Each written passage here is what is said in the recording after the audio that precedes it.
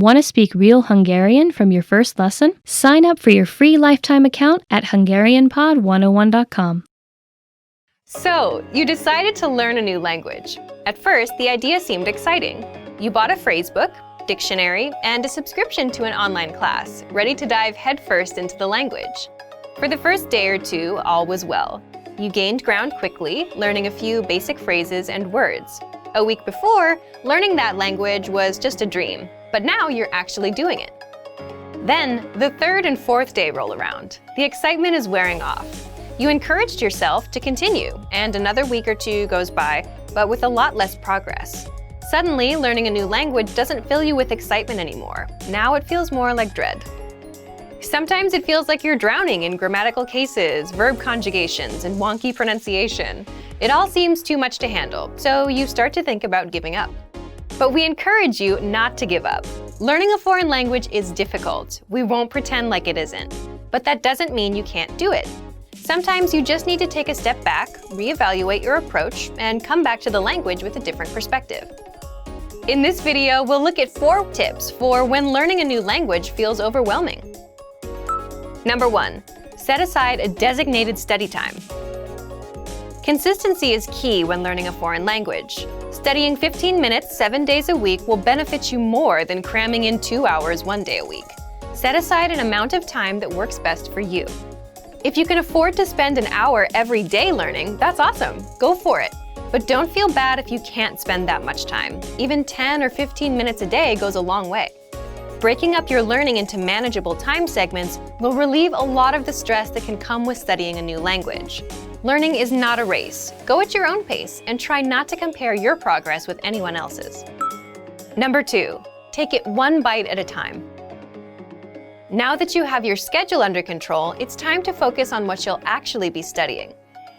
It's recommended that every 1 to 2 weeks you focus on learning a very specific piece of the language. It could be a conjugation group, a case, tense, or a collection of theme vocabulary. Whatever you choose, hone in on it and do your best to feel comfortable with it before you move on to something else. Ever heard the saying, "How do you eat an elephant?" Focusing on one thing at a time helps you break the language into digestible chunks. Number 3. Expose yourself to the language in different ways. Don't just sit around reading about grammar all day. Obviously, knowledge of grammar is important, but you want to spice up your practice as much as possible. In addition to grammatical study, try to mix in a combination of reading, writing, speaking, and listening. Try to practice reading by either translating a simple article into your native language, or maybe if you're a beginner, pick up a children's book in your target language. For writing, you can try to write out a fictional conversation between you and yourself even. Use the phrases you know to create a mock conversation, and don't use any words you can't think of or you don't remember. To practice speaking, you can find native speakers locally at a language club or at a meetup. You can also find them online in a language exchange. For listening, a great podcast should do the trick. Spread out each type of practice, listening, reading, speaking, and writing, across your regular language study schedule. This will give you a balanced experience in the language and should help keep things interesting. This method also works well when you use it to focus on a single aspect of the language like we talked about above. Number 4. Set mini goals, not just big ones. If your only language learning goal is to be fluent, you're likely setting yourself up for disappointment. While speaking fluently can be your ultimate goal, it shouldn't be your only one. Try to set mini goals, month by month and week by week. It could be something simple. Learn 20 new verbs, practice a new case, or speak with 3 native speakers. As long as it's specific and reasonable to achieve in a shorter amount of time, it should work fine. Not having mini goals alongside your ultimate goal is a lot like sprinting across a huge open field. There's no reference point, so for much of the time it feels like you're not any closer to your goal. It's not that you're not moving forward, it just feels like you're not. Without any trees or buildings to run past, it seems like you're running in place. Mini goals are like the trees and buildings of your language race. They help you see that you're moving forward and give you a sense of accomplishment. The desire for perfection can get in the way of your progress. Don't freak out when you struggle to speak or make a mistake. It's all a part of the learning process. Also, don't be afraid to speak, even if you know what you'll say won't be totally correct.